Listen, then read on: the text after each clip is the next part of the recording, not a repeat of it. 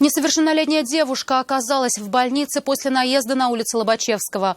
Пострадавшая переходила дорогу по пешеходному переходу. На середине пути ее сбила Део Нексия.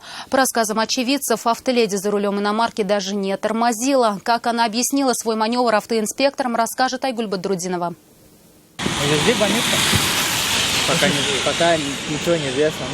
Сознание нормально. Наезд произошел прямо на глазах молодых людей. Очевидцы отметили, что девушка переходила дорогу на улице Лобачевского по пешеходному переходу. Вступила на проезжую часть, как только убедилась в отсутствии машин. Дойдя до середины пути, она увидела приближающиеся Део Нексия. Расчеты на то, что водитель иномарки остановится и пропустит ее, не оправдались. Автоледи за рулем Део Нексия, по версии свидетелей, даже не начала тормозить и сбила пешехода.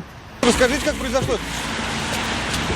Давать комментарии на камеру девушка не стала, но ее родственники, приехавшие на место ДТП для поддержки, поделились, что автоледи просто не заметила пешехода. Причин на это было несколько: мокрый асфальт, отражающий свет фар и отсутствие освещения на самом пешеходном переходе. Пострадавшую госпитализировали. 17-летняя девушка получила ушиб мягких тканей правой щечной области и ушиб мягких тканей теменной области слева. Айгуль Бадрудинова, Ленар Гинатуллин, Наиль Абдуллин. Вызов 112. Мы делаем вам вызов. Смотрите одну из самых рейтинговых программ о происшествиях в Татарстане на нашем сайте tnv.ru.